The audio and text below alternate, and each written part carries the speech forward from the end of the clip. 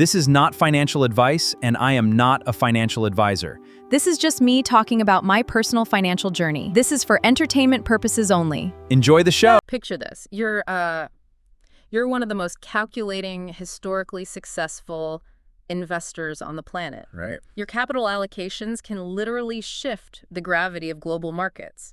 And yet, every single morning on your drive to the office, your entire psychological baseline is dictated by a fast food drive-through.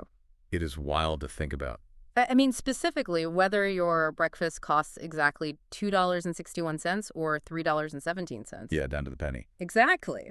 Then shift gears entirely. Picture yourself strapped into a multi-million-dollar Formula One car. You are effectively sitting inside a missile on wheels, right? Yeah, preparing to pull lethal G-forces at 200 miles per hour. Right. But you outright refuse to let the mechanics start the engine until you've slid this flimsy, completely ordinary playing card into the pocket of your fireproof suit. The contrast between those two environments is stark. Yeah. But it points to a really fascinating overlap. We tend to view these elite performers, billionaires, professional racers, as highly optimized machines. Like they just coldly calculate probabilities. Exactly. But the reality, as our sources reveal today, is that when the pressure hits its absolute peak, human biology demands something entirely unmathematical to cope with the stress. And that is the core of our mission for today's deep dive. We are exploring the psychology, the hard neuroscience, and the real-world execution of high-stakes rituals. Physical anchors, really. Yeah, physical anchors. We've pulled together a massive stack of sources today, spanning from Wall Street trading floors to elite motorsport paddocks. And we're setting out to answer one central question. Why do the world's most rational, high-performing individuals rely on seemingly irrational rituals when the stakes are at their absolute highest? Such a great question. And as we unpack this, I want to challenge you, the listener, to examine your own daily routines. Think about the actions you take every morning or, the specific things you do right before a high-pressure presentation. We want you to consider whether those routines are just harmless habits or if you have unknowingly constructed your own suite of psychological armor. Right. So we should probably start on the trading floor, looking at Warren Buffett's morning commute. Oh, absolutely. Yeah. His daily McDonald's breakfast is legendary in financial circles. It really is. But the sources break down the exact numbers in a way that highlights a very specific psychological mechanism. His breakfast choice is directly tethered to stock market futures. Wait, really? Like he checks the futures before he orders? Yes, exactly. If the market is indicating a bad day, meaning futures are down, he spends exactly $2.61, which buys 2 sausage patties. Okay. But if the futures are up, indicating a good day, he spends $3.17 for a bacon, egg, and cheese biscuit. I have to pause here because on the surface, this makes 0 sense. Buffett is the ultimate rational, numbers-driven fundamentalist. The quintessential value investor. Right. His wealth is nearly unfathomable. A 56-cent difference on a McMuffin doesn't even register as a rounding error for him. So why let loose change dictate the start of his day? Well, the 56 cents is entirely irrelevant to his wallet, but it is entirely relevant to his nervous system. Oh, interesting. Yeah, to grasp the mechanics of this, we have to look at the psychological framework established by Ellen Langer. She's a researcher who deeply studied the illusion of control. Right. I've seen her work in the sources. She ran those famous experiments in the 1970s, right? With the lottery tickets. Exactly. She gave one group of people random lottery tickets and allowed another group to pick their own numbers. And when she later tried to buy the tickets back, the people who picked their own numbers demanded 4 times as much money. Because they genuinely believed their personal choice somehow influenced the outcome of a purely random drawing. Right. They felt they had a degree of control over the uncontrollable. Langer's research demonstrates that human beings just have a deep biological intolerance for high-stakes uncertainty. And the global stock market is basically the definition of a profoundly chaotic system. Exactly. No single individual can actually control it. Facing that level of unpredictability, it spikes our cortisol. It creates immense cognitive load.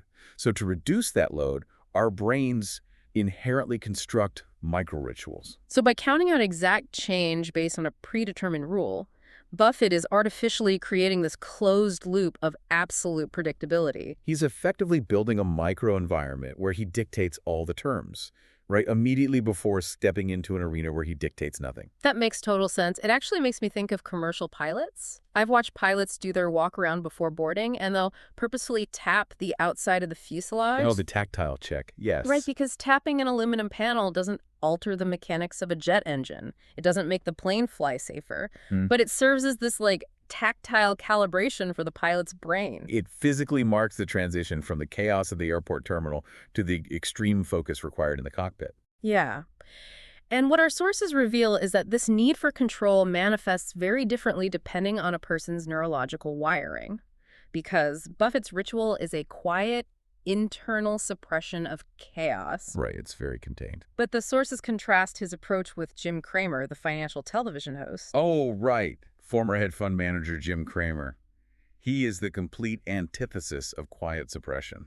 Seriously. I mean, his broadcasts during market panics are famous for being incredibly loud. He's smashing soundboards, yelling, literally throwing scripts and papers across the studio. And while it looks like a total loss of control, the psychological literature actually categorizes this as a functional kinetic purge of tension. A kinetic purge. So he's basically bleeding off the stress physically. Yes. When the market crashes, the human body doesn't differentiate between financial threat and a literal physical threat. The adrenal glands flood the system as if a predator is in the room with you. So for some temperaments, sitting still and trying to internally process that adrenaline actually increases psychological distress. Exactly. Throwing papers acts as a symbolic physical sacrifice. It's an externalization of internal panic, which allows the nervous system to bleed off the excess adrenaline so the executive function can get back to making decisions. Okay, the internal microcalibration versus the external kinetic purge. I love that. And that transition from abstract financial threat to literal physical survival brings us perfectly to the next major case study in our sources. Right. Shifting gears entirely. Yeah, we are moving from the trading floor to a 200-mile-per-hour cockpit because the sources spend a lot of time analyzing F1 driver Sonny Hayes. Which is such a rich example. It really is. For context, this is the veteran driver portrayed by Brad Pitt in Joseph Kosinski's Formula One film. And as a massive film fan, I found it fascinating that the sources aren't just looking at him as a movie character, but treating him as a deeply accurate archetype of high-stakes performance psychology. Yeah, his character profile is basically a perfect vessel for this discussion. Right. So who is Sonny Hayes? Right. He is framed as this 1990s racing prodigy whose career was derailed by a catastrophic, incredibly violent crash. Which, the sources note, is heavily inspired by the real-life 1990 Jerez crash of Martin Donnelly. Exactly. And now, decades later, Hayes is making this highly improbable comeback as a nomadic racer for hire, joining the struggling APXGP team. Stepping into a mentorship role, too, alongside that hotshot rookie, Joshua Pierce. Right, which creates this amazing dynamic. But the psychological focal point of his character, at least for our deep dive, isn't his driving technique. It's his ritual. The playing card. Yes. Before he faces those G-forces, he meticulously slides a single playing card into the pocket of his fireproof suit. Now, honestly, as someone who loves sports cinema, that initially felt like a classic Hollywood trope to me. Oh, sure. The aging lone wolf relying on his quirky lucky token. Exactly. It feels very constructed for the screen, but when we look at it through the critical lens of sports psychology, how authentic is that playing card? Like, does it actually do anything for a driver staring down a concrete wall? Well, psychologically speaking, that piece of cardboard functions like a layer of Kevlar for the mind. Kevlar for the mind. Okay, unpack that for me. To understand why, we have to look at the science of pre-performance routines and something called the Yerkes-Dodson law. Yerkes-Dodson. Yeah. It maps the relationship between arousal, meaning stress, and alertness, and performance. It forms a bell curve. Like a standard distribution curve. Exactly. On the far left, your arousal is too low. You are understimulated, distracted, and your reaction times are sluggish. But on the far right, your arousal is too high. You are flooded with cortisol, the amygdala is screaming that you are in mortal danger, and your fine motor skills completely degrade. And obviously, driving a car at 200 miles per hour, inches away from other vehicles, objectively triggers that far-right panic response. Completely. The brain recognizes that this activity is fundamentally hostile to human survival. The brain is actively trying to force you to hit the brakes and escape. Right, but panic is the enemy of elite execution. Yes. So the peak of the Yerkes-Dodson bell curve, that sweet spot in the dead center, is where optimal performance lives. In that state, you are highly alert, but completely fluid. flow state. Exactly. So Sunny Hayes' playing card ritual is a somatic trigger designed to artificially manipulate his neurochemistry. Wow. Yeah, the physical sequence of sliding the card into the pocket lowers his heart rate, suppresses the amygdala's alarm bells, and pushes his arousal level exactly to the peak of that bell curve. Okay, I understand the goal of reaching that flow state, but I want to dig into the actual mechanism here. How does a totally unrelated object, literally a playing card, acquire that kind of neurological authority? Right, because it's not a steering wheel. Exactly. It has zero functional utility in racing. The authority comes from D.F. Skinner's concept of operant conditioning. Ah, okay. The behaviorism guy. Right. The human brain is a relentless pattern recognition machine. And under extreme stress, it over-indexes on absolutely anything present during a successful survival event. So imagine a young driver early in their career. Exactly. Purely by chance, they happen to have, say, a playing card in their pocket during a race. They go out, they perform flawlessly, they win, and most importantly, they survive a highly dangerous environment. So the brain immediately draws a straight causal line between the random object in the pocket and the fact that they didn't die in a fiery crash. You got it. The brain wires the tactile sensation of that card directly to the feeling of safety and victory. That is fascinating. Over time, through repeated operant conditioning, that random quirk cements itself as a non-negotiable psychological necessity. It actually stops being a superstition. Wait, so it becomes biological? Yes, the neurochemical response to touching the card becomes real and measurable. Okay, before we move on from Sunny Hayes, I have to ask about the character rating the sources propose. Oh, right, the evaluation. Yeah, because the sources evaluated him on a scale of 1 to 10 across 3 categories. So given everything we just discussed about Skinner and Yerkes-Dodson, let's start with realism and psychological authenticity. Where does he land? From a clinical standpoint, the portrayal of a traumatized athlete using a highly specific tactile anchor to suppress the memory of a past trauma and function in a lethal environment is incredibly accurate. I would rate the psychological authenticity a solid 9 out of 10. A 9 out of 10. Yeah, it perfectly mirrors the real-world coping mechanisms we see in extreme sports. What about screen presence and charisma? Because as a movie character, there's that tension between his fierce independence and his struggle to transition from a lone wolf to a mentor for Joshua Pierce. Right, which is a classic sports cinema mentor-rival dynamic. You see it in Moneyball, Top Gun, Maverick. I'd say that dynamic pushes his screen presence to an 8 out of 10. It's compelling, even if it leans into familiar tropes. I agree with that 8 out of 10. And for narrative depth? Also an 8. The layers of the 1990s trauma coming back to the surface really give the character weight beyond just driving fast. It really does. But, if we take that psychological assessment to its logical conclusion, building this armor also introduces a massive vulnerability. Well, think about it. If Sunny Hayes is sitting on the starting grid, strapped into the halo, and suddenly realizes the playing card fell out of his pocket in the garage, doesn't his amygdala just instantly hijack his brain? Like he's inadvertently created a new single point of failure. Oh, absolutely. Yeah. That is the profound danger of external anchors. The moment the anchor is missing, the brain recognizes that the closed loop of predictability is broken. The illusion of control shatters. Completely. The amygdala perceives an immediate compounding threat, not only from the impending race, but from the violation of the survival routine itself. So his cortisol would spike instantly. Right. According to the Yerkes-Dodson model, the driver would immediately slide down the wrong side of the bell curve into over-arousal.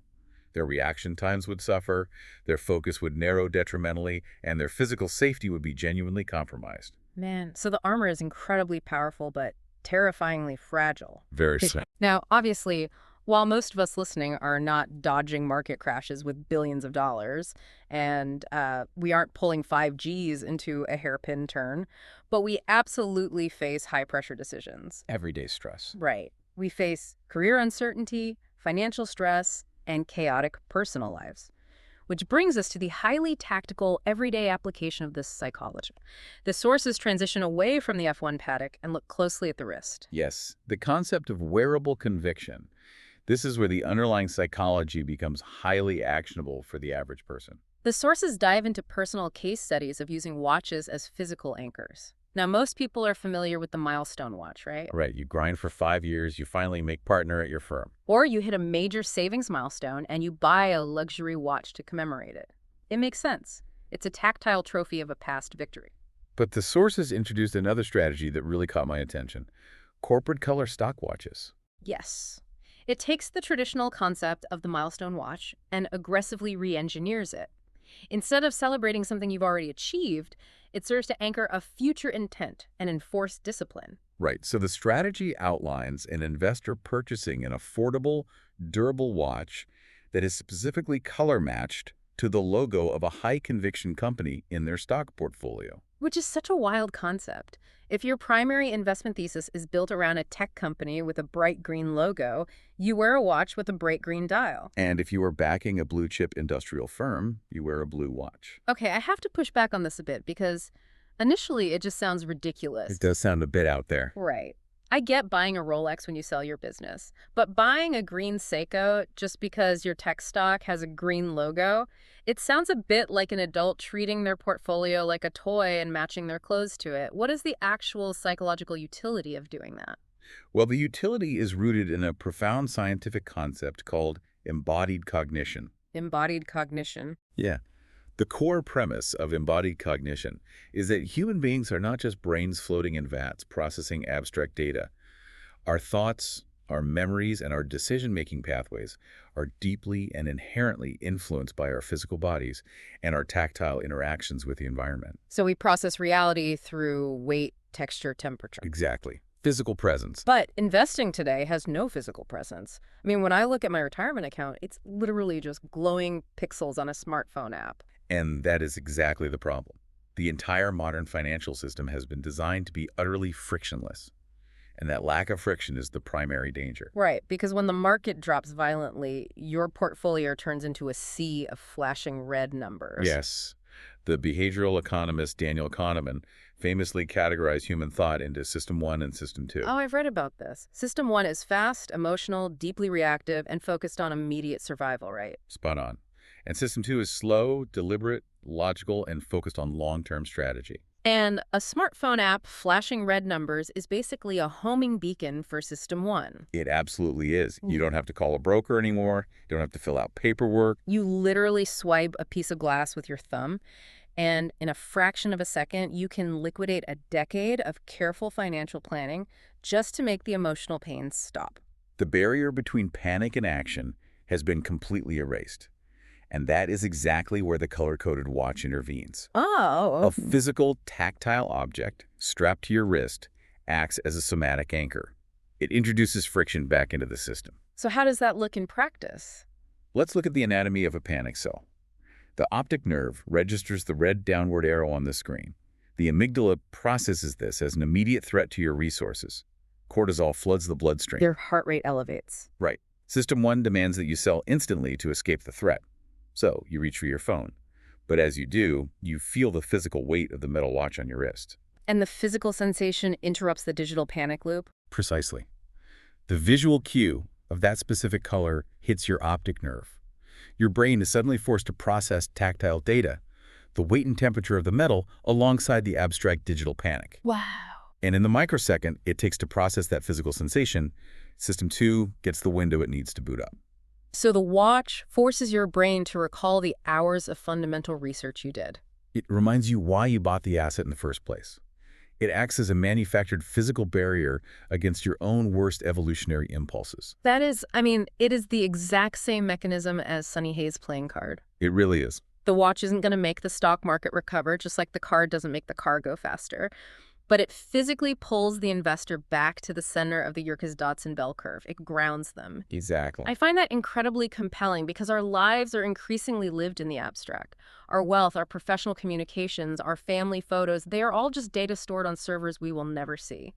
Bringing a physical anchor into that digital void gives an abstract conviction some actual gravity. That's a great way to put it, gravity. So stepping back and looking at the entire landscape we've covered today, from Warren Buffett at the drive-thru window to the high-G corners of an F1 track, down to an affordable colored watch on a wrist. What is the ultimate synthesis of these sources? Like, what is the through line here?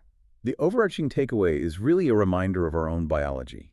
Despite all of our modern advancements, our complex algorithms, artificial intelligence, and these frictionless digital environments, human beings are fundamentally tactile creatures. We evolved over millions of years to interact with the physical world. We did. We still need to tap the side of the airplane before we get on board. We really do. We desperately need physical anchors to navigate an unpredictable universe. The chaos of life, whether that manifests as extreme market volatility, a 200-mile-per-hour hairpin turn, or just navigating a high-stakes career, is simply too vast for the human brain to process continuously without a grounding mechanism. So relying on a physical anchor is not a sign of weakness. Not at all. And it isn't an irrational superstition that a high performer needs to outgrow either. Constructing these physical anchors is a highly evolved functional cognitive strategy used by the most elite minds on the planet to protect their focus. They are the architecture of resilience. Exactly. They're how we manufacture certainty when outcome certainty basically doesn't exist. It totally reframes our weird little quirks into vital psychological tools. It makes you realize that the specific way you arrange your desk before a big meeting, or, the specific mug you drink from on a stressful morning, is really just your brain desperately trying to build a safe room in a chaotic house. It is. But if we accept how powerful these tactile rituals are for lowering anxiety and protecting our focus, it demands that we look at the other side of the equation. Right. Because if a simple physical object can ground us under extreme pressure, what abstract digital rituals have you unconsciously adopted in your daily life that might be doing the exact opposite? Oh, that is a heavy question. What daily habits are quietly spiking your cortisol and pushing you into over-arousal rather than anchoring you? Are you doom scrolling a social feed first thing in the morning instead of counting out exact change for your coffee? Exactly. Because one of those routines builds a closed loop of control that sets you up to navigate chaos, and the other just floods your amygdala with threat signals before your feet even hit the floor. It's a huge difference. It is definitely something to deeply consider the next time you reach for your phone or slide a playing card into your pocket.